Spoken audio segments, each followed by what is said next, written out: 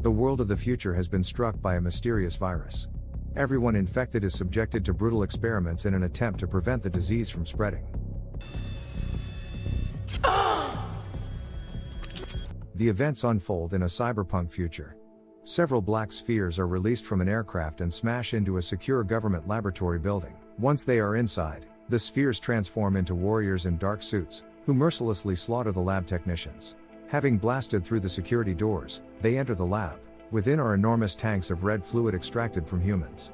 The warriors intend to sabotage the facility, but the guards eliminate them. Police officers examine the bodies of the intruders and discover they have vampire fangs. The warriors turn out to be hemophages, mutants infected with a devastating virus. One of the officers suggests that they intended to infect the fluid in the tanks. The officers suddenly notice with horror a mutant's red fluid on the chief's hands. To prevent further contamination, they instantly eliminate him. It turns out that scientists have discovered a mysterious virus that has existed for centuries. The military tried to modify it in order to create invincible super soldiers. But as a result, an incurable form of the disease emerged. Once out into the world, the disease infected a portion of the world's population. A worldwide pandemic broke out and the disease became everyone's greatest fear. Those infected became mutants with vampire fangs, stronger, faster and smarter than humans, but with a short lifespan due to the constant exposure to the virus. Health authorities tried to protect the population. At first the infected had to wear identifying armbands, then they were placed in special camps, and eventually made outcasts. The infected people had to go underground, where they began mounting a resistance. It was Violet Sheriff who became its founder. Years ago, while she was pregnant, she and her husband had been attacked by a hemophage. A policeman shot the hemophage, and Violet became infected from its red fluid. Her husband did not survive, and the woman herself was placed in a laboratory and her pregnancy was terminated. Since then, a war between hemophages and humans began. Because of the state of emergency, the healthcare organization called the Supreme Ministry, which is run by Vice Cardinal Ferdinand Dexys, has been given world power. He is determined to destroy all hemophages with a secret weapon that has been in development for the past 10 years. Is there an ETA, sir? Now, a courier is retrieving to bring here to the Archministry as we speak. A young female courier with purple hair drives up to the ultra-secure lab. She successfully passes the scanner, but these are not all the security measures. Once inside, she changes her hair color and enters a white room with an unusual chair. It immediately expands pincers that stretch the girl's face. Special needles take samples of her DNA from her retinas, veins, and mouth. The lab technicians explain that such measures are necessary to make sure she is a human and not a hemophage. The girl successfully passes all the tests. She is then told to undress completely and go to the next room, where her body is scanned with ultraviolet light. After all the checks, she is escorted to the room where the secret weapon is kept, which is supposed to annihilate the hemophages. The courier has to deliver the weapon discreetly to the High Ministry while an armed convoy distracts the attention of the rebels. The facility manager warns the young woman that under no circumstances should she open the secret case while the mission is in progress. The courier enters a room protected by armed guards. The scientist scrutinizes the girl's actions and asks if she is really ready for the mission. She confirms her readiness and he unlocks the weapon. The girl puts a signature with her DNA and the scientist hands her a white case. He cautions that the weapon will self-destruct in 9 hours if she doesn't deliver it to the recipient. Meanwhile, another girl, who also appears to be a courier on a special assignment, drives up to the building. It turns out that the girl with the purple hair is the rebel leader, Violet. A scientist tries to prevent Violet from escaping with the case, but the young woman breaks his arm and engages in a fierce fight with the guards. Thanks to her strength, she easily deflects her opponent's attacks and deals crushing blows to them. After grabbing the case, the girl prepares to flee, but she becomes sick. She pulls out a syringe hidden in her body and injects herself with a life-saving drug. Meanwhile, a general alarm is sounded in the building. The director of the research center is convinced that the rebel will not be able to get out of the building alive. Another group of guards is waiting for the young woman in the corridor. She activates a device that allows her to control gravity. Climbing up to the ceiling, the Supergirl fires at her opponents from above. Because I hate humans with every fiber of my being. And I'll kill every single one of them, almost as quickly as they'll try and kill me. Recognizing the identity of the intruder, the head of the facility talks to her on the PA system. He tries to figure out why she stole the weapon. Violet ascends to the roof, destroying all the guards in her path. As she jumps down, she finds herself surrounded by men in black. 2 katanas appear in her hands, and within the next moment, the bodies of her opponents fall to the ground. Violet rides away on her motorcycle, and the guards go after her in pursuit. She receives orders from an accomplice to immediately destroy the case if she is in danger. But the young woman does not intend to give up so easily and decides to demonstrate all her abilities to her adversaries. Activating the gravitational device again, she proceeds to race on the walls of the skyscrapers. At this point she is being pursued by helicopters, but she skillfully evades them and climbs to the roof of a building. Tired of being chased, the Supergirl speeds up on her motorcycle and heads straight for the enemy helicopter. The enemies shoot at the rebel in panic, but she remains unharmed. She flies from one skyscraper to another, blowing up the enemy helicopter along the way. She continues her escape on foot. She is contacted via hologram by the rebel leader Nerva, who is not happy with her risky behavior. He orders her to deliver the case with the weapon to their hideout immediately. Once in the elevator, the girl decides to find out what is in the container. She is shocked to see a 9-year-old child inside. Upon arriving at the rebel hideout, Violet informs Nerva that it's not a secret weapon but a child inside. Nerva explains that his blood must be full of antigens that will destroy the hemophages instantly. If its cells are dispersed in the atmosphere, it will work as an insecticide for people like them. This is why he takes a gun to eliminate the weapon. Violet tries to talk the gang leader into keeping the child alive. She is convinced that if the child is a carrier of the virus, an antivirus can be created and innocence can be saved. The antigens in his blood could also be the key to curing the hemophages. However, Nerva's hatred for humans is stronger than his belief in saving his species. If there's a choice, I've already made it. It's a child. Violet leaves, but it turns out that she placed a hologram of the boy in the case, while the real child was obediently waiting for her in the elevator. In order to save him, the young woman is forced to shoot her former associates. While trying to escape, they end up on a rooftop controlled by the Chinese mafia. Although they do not answer to the government or the hemophages, they still refuse to let Violet through without a fight. The armed mafia surrounds the girl while she listens intently to their body vibrations. Sensing that the first shot will be fired by the gangster behind her, Violet deftly dodges the bullet and it flies straight into the forehead of the mob leader.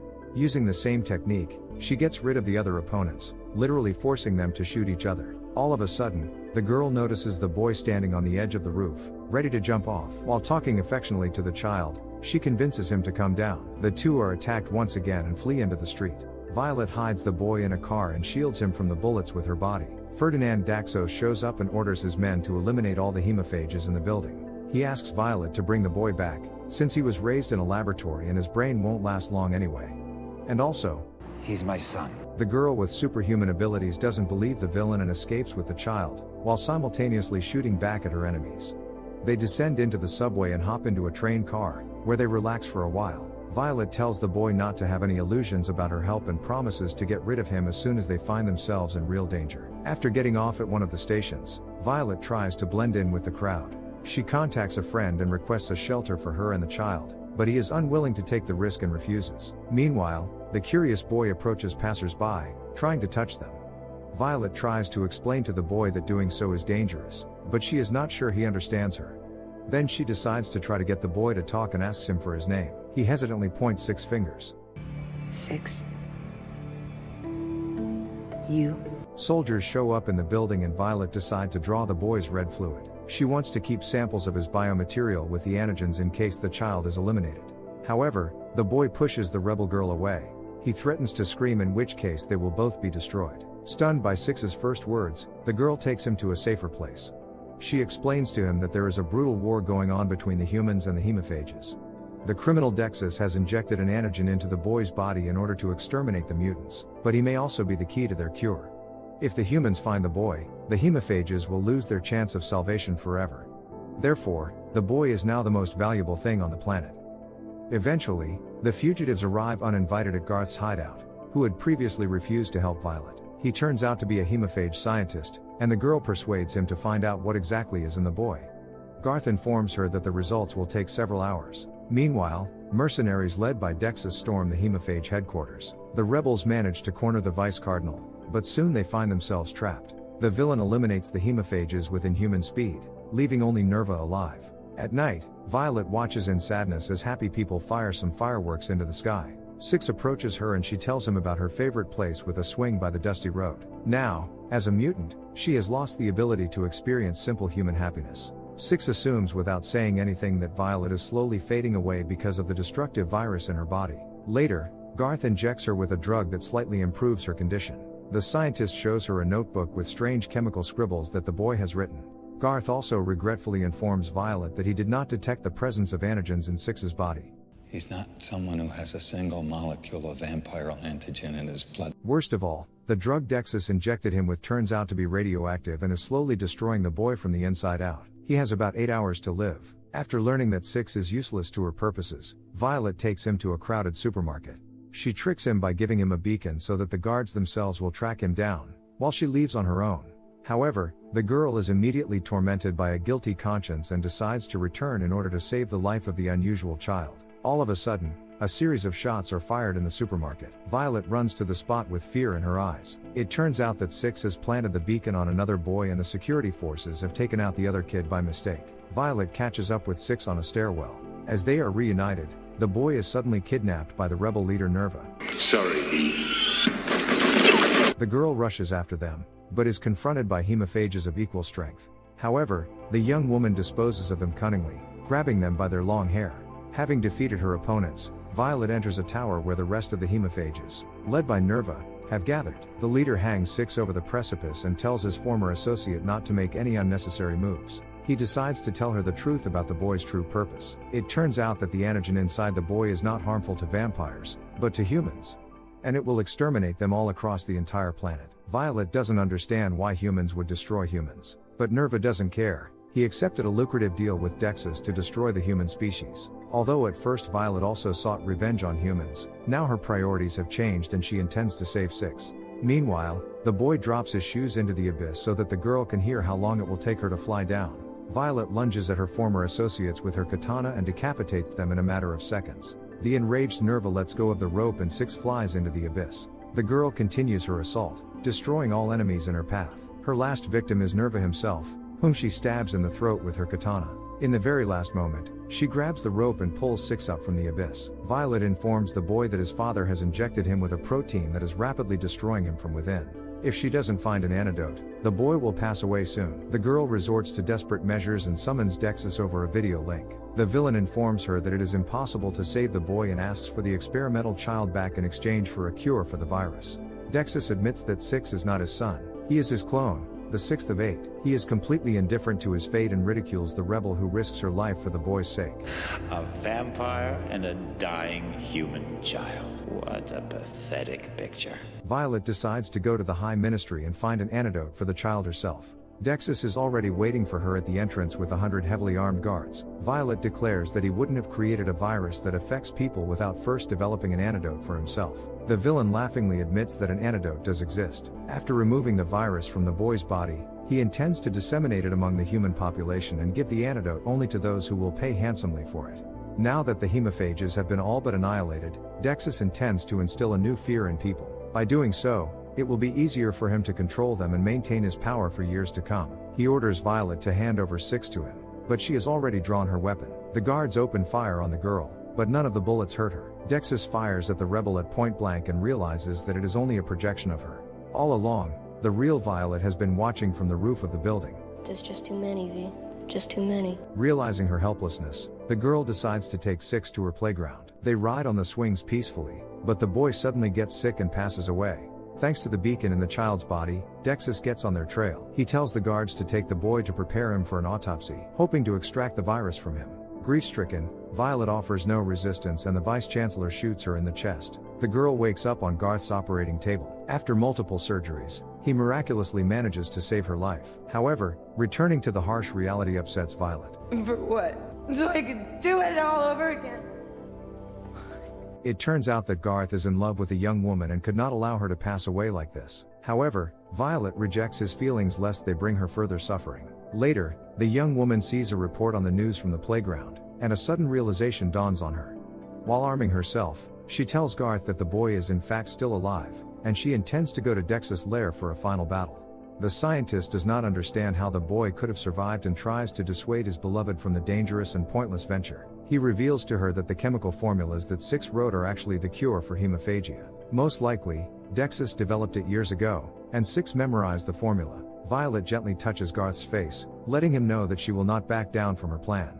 Upon arrival, Violet engages in a fierce battle with katana-wielding guards. After destroying all her opponents, she deliberately cuts her hands, turning her white suit red. A general alarm is declared in the building and hundreds of guards from all levels head out to confront the warrior. However, she disposes of them with ease. Then she infiltrates the room where Dexys holds the frozen body of the boy. The final battle ensues. Violet hurls her red liquid at her opponent in order to infect him. Dexys wipes the liquid from his face in disgust and removes his gloves for the first time.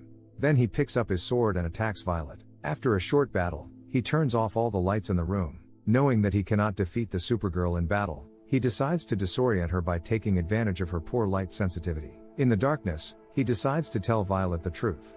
It turns out that he is the one who created the virus that turns people into super soldiers, and he also intentionally became Patient Zero. Thus, by becoming a hemophage, an ordinary lab technician has gained world domination. His abilities are superior to those of his rival, so he can fight in total darkness. However, the girl sets her sword on fire and the two can once again fight on equal footing. Violet deflects all her opponent's blows and ends up behind him. She fires a fiery blast from her revolver, setting Dexys on fire. The fire instantly spreads throughout his body, incinerating the villain. Having won, Violet proceeds to rescue Six. It turns out that while she was in the playground leaning over the boy, she started crying. Her tear made him a hemophage, and enabled him to survive. Soon, however, all infected people will be healed and become human again, thanks to the boy's chemical formula. Violet and Six hold hands and walk out toward a new future. But a world, as it turns out, where hope still lives. Would you get rid of a virus that gives you superpowers? Write your answer in the comments and don't forget to like this video. See you soon.